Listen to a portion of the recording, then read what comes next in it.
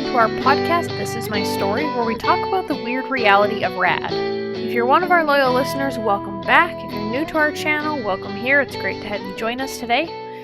This podcast is all about interviews with kids and parents and professionals who come to share their stories with us about their experiences living with reactive attachment disorder, and they tell everything from their craziest happenings to their journey of healing. If you haven't subscribed to our channel already, make sure you do that and turn on notifications so you can get our episodes straight to your inbox. And also check out our Facebook page and our Instagram account. We post on there every day, parenting information, fun things you can do with your kids, stuff about mental health. So there's a lot of great info on there. And links for both of those are down below in the description, so check those out.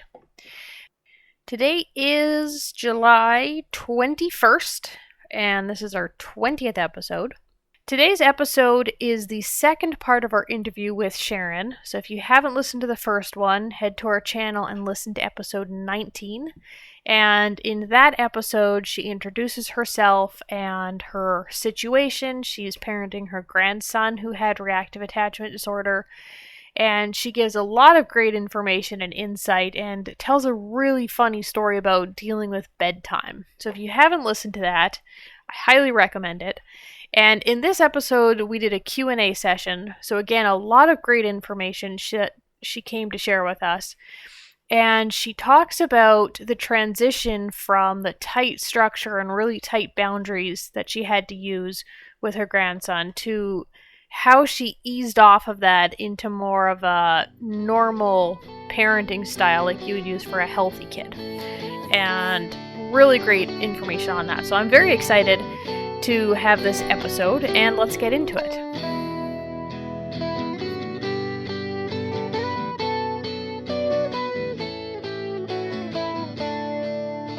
All right, so hi Sharon, and welcome back to our podcast. We're really excited to have you here for this second episode. For anyone new who's just joining us today, do you want to give a quick introduction? Yes, Karen, my name's Sharon Nesbitt. I'm raising a 17-year-old grandson who was rad when he came to live with me, and he's healed now, or certainly way down the road to healing, and we live in Edmond, Oklahoma. Okay, excellent. Yeah, and anyone wanting to hear the full story can listen into last week's episode, which was really great, so I definitely recommend that. So I have some questions I want to ask you. The first one is, what's been your biggest challenge in dealing with the attachment and trauma behaviors and the whole healing journey? Well, the biggest challenge, Karen, has been changing me away from a punitive parent, spare the rod, spoil the child type thing, which is what I was raised with, into a therapeutic parent, recognizing that it's not my job necessarily to change him and try to control him. It's my job to bond with him and change me so that he could heal. Oh yeah, I think a lot of people, or probably everybody who's parenting kids with rad, has those same feelings. Right. Yeah. And what are some challenges specifically with raising your biological grandson? Is it different from, most families who have adopted or, done foster care for a child that they've never met before? Well, I think it could be, Karen, because when you ask that question, the first thing that I think of is I didn't get to be a grandmother. I had to be a mom, and not just a normal, or what was normal for me with my two birth children. I had to be a more therapeutic parent, and so I didn't get to spoil him and send him home, because if I spoiled him, I paid the price. And he doesn't know what it's like to have a grandmother. His father's mom is really not involved in his life, and so he doesn't know what it's like to get to go be spoiled with grandparents and laugh and have a great time and then go home. Right. But I've also heard adoptive parents say that something similar to this. Sometimes I still can feel jealous because his birth mom is the absent parent, basically, and he has her up on a pedestal and wants to spend time with her. And I'm fine with him spending some time with her, but I feel jealous that she gets all of that and I've done the hard work. Yeah, those are good points for that. I know a lot of parents who are parenting their grandchildren. I'm sure they face very similar feelings in situations like that. Right. So your grandson has pretty much lived with you his entire life, right? Yes. Okay. So what's a time when, because he's healthy now, what's a time when you saw the greatest difference in him, or something happened or he did something and you realized that he was actually getting healthy and well on his way to normal healthy child? Right. Well, he's 17 now, Karen, and when he was around 11 or 12, I got a great example that I talked about in the first podcast, that Mm-hmm. he was learning from experiences that this is not a safe place for me. But I've seen really the most emotional growth, I would say, in the last year and a half. When Okay. Blake was born, he was on the move, everything, hands, something always moving, very hyperactive. He Mm-hmm. was, I mean, Karen, he was kicked out of every daycare I ever had him in. He started in public education in pre-K, and I would dread the phone calls that came Oh. so often because they couldn't control him. He wouldn't stay in timeout if they put him in timeout. He was all over the place and didn't know what else to do with him because, I thought I had to work. But I mean, he was just out of control, and you had to be right there with him all the time, or he would run out in the street, or I mean, in daycare, I would get calls and he was climbing over the fence that you'd think Mm-hmm. no one could climb over. Well, Blake could. Yep. And I finally ended up putting him in a private school that he spent 4 years. And in fifth grade, I think they just got tired of dealing with him. In fifth grade, about midterm, when I went to pick him up one day, they told me he can't come back. Oh. And I had Yeah. exhausted every public school didn't work for him. Mm-hmm. And so I'd exhausted everything that I knew to do as far as public school went. And I didn't think another private school would be different, so I had to figure Mm-hmm. out how to homeschool. Oh yeah. And he was he was hard to deal with for years, years. Mm-hmm. And when I say I had to change me, that was not an overnight process. And as I got better Yep. at being a healthier parent, he did too. Yeah. Um, and can I pinpoint an exact time when he stopped being so difficult? I would have to say that fifth grade, when they kicked him out of school Okay. and he was home with family members or myself, and Mm-hmm. he wouldn't even try to pronounce a word Mm. when he came home, and homeschooling him was quite a challenge. But I would say that was really a turning point when I did not have the outside influence of other people or public education, because nobody really understood RAD. Right. You look like an abusive parent. Oh, I If know. You if look completely crazy. exactly. Um, Yep. and our world became very small. Mm-hmm. I mean, there wasn't a lot of outside interaction, and I and a couple of other family members were basically the only impulse control he had was me stepping in and stopping it, picking him up Right. and removing him. Or, I mean, yeah. So, but there started to see improvement when he was out of public school and he was home, and kept him involved in sports of some kind. But for years, he was uncoachable Mm-hmm. because what the coach would tell him to do, he would do the exact opposite. Go hang from Exactly. the soccer goalpost rather than go sit down and listen to what the coach has to say. Yeah. Yeah. Yeah. So just that time having him home where he There was wasn't no other real, manipulating or triangulating was really a time when he could heal. well, there was nobody really feeding his pathology. Right. And we had gotten better at being able to parent him in a healthier manner. Yeah. Yeah. Excellent. And parenting these kids is emotionally and physically and mentally just exhausting. It's a full-time job. You don't really get a break from it, even if, sometimes you're out of the house, you're still thinking about it. And so what are some things you did to practice self-care to be the best you could be for yourself and your family? Well, that's probably the hardest thing. That's been my hardest thing to accomplish. Mm-hmm. But, sometimes just sitting down and popping popcorn and watching a movie with family, or Blake, and being able to get out of town and go for a short road trip, Mm-hmm. And then kind of along with the self-care, you have family and friends around and everyone always wants to help or offer help. And sometimes it's helpful and sometimes it's really not. So what's the most helpful thing someone has done for you, while you were working and really into that therapeutic parenting stage?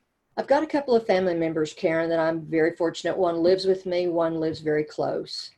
The one that lives with me has been there from the beginning with Blake. Okay. And she works from home, and she does most of the homeschooling with Blake. And she was always much calmer with him, probably because maybe her raising was different. I mean, we grew up in the same kind of family for sure. But anyway, she being there could take the pressure off of me so that I could go to work. And Right. Blake has always been one of those kids that his motor, hard to get to sleep at night. I mean, getting to bed's was, as I talked previously, became not an issue, but he would stay up later. His circadian rhythm is just different. So he would start school later in the day, and he does well. Right. If I didn't have those two people in my life, I think it would be much more difficult because, we can give one another a breather, and I don't know that I could do it without them. All right. So then kind of on a slightly different topic, Blake is healthy now and attached. What was it like, or how was that transition going from using the therapeutic parenting with, really tight structure and all the consequences and brain training to kind of a more normal parenting? What was that like? Well, that's hard, honestly. Yeah.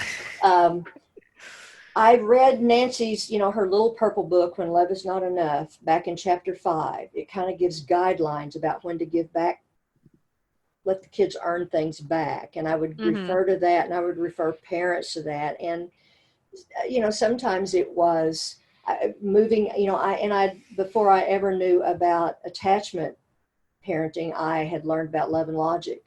And Nancy has said when she was here, your natural step down from attachment parenting is love and logic. And I thought, oh, that makes perfect sense. Yeah.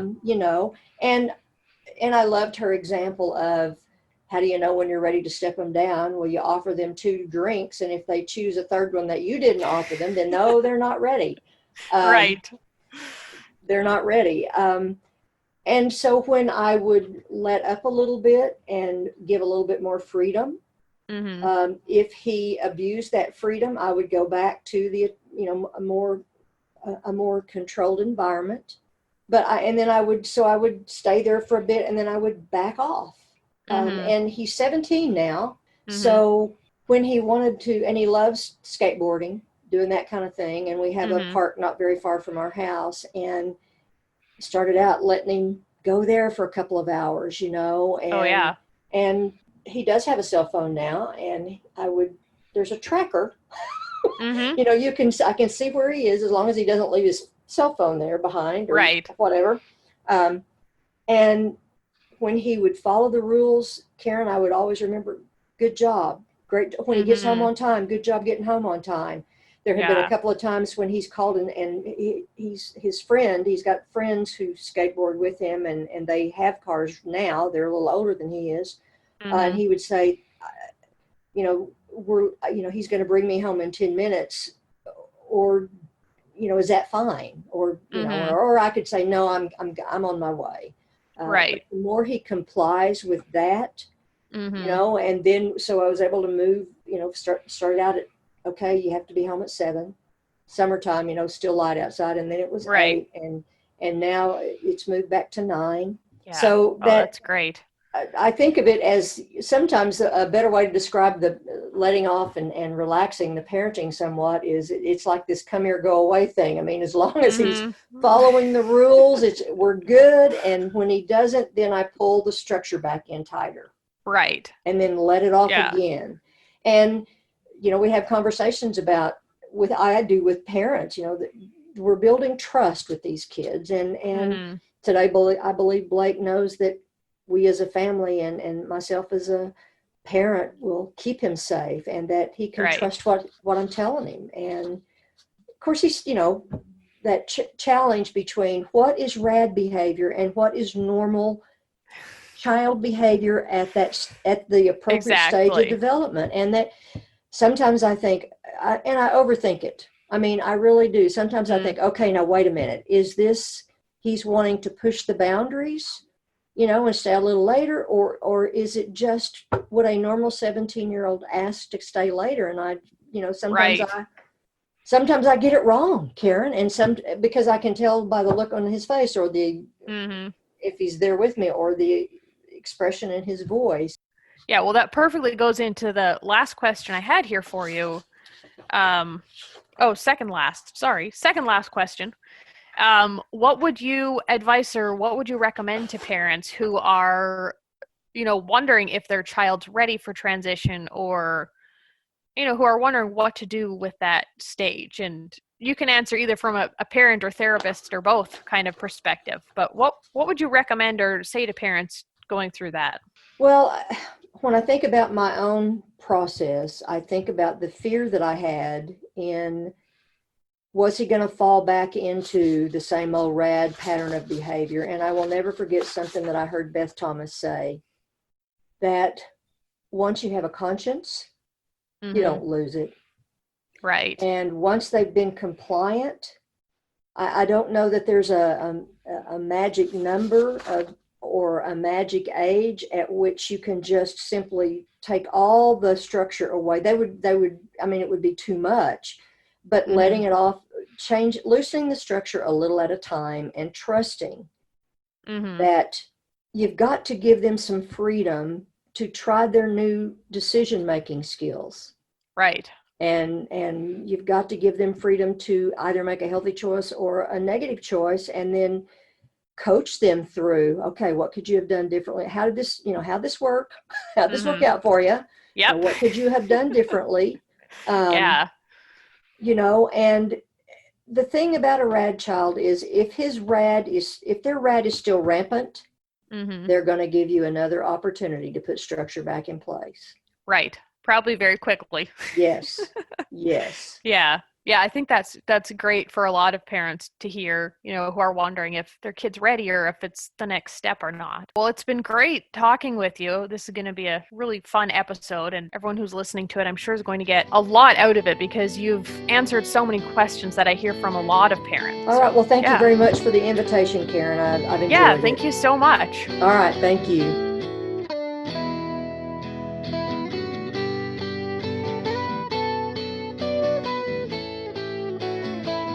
Alright, that is the end of the second part of our interview with Sharon. Again, if you missed the first part, head to our channel and listen to episode 19, which we did last week with her. Thank you for joining us here today on this episode. Check out the description below for more information about our podcast and about the Radish Ranch. And subscribe to our channel if you haven't already. Make sure you turn on notifications so you get our episodes straight to your inbox on Tuesday mornings. The songs on this podcast are The Way Things Go and Come Down, both written and recorded by French Press and used here with their permission. This Is My Story is brought to you by the Radish Ranch. I'm your host, Karen Poitras, and I will see you next week. Stay awesome!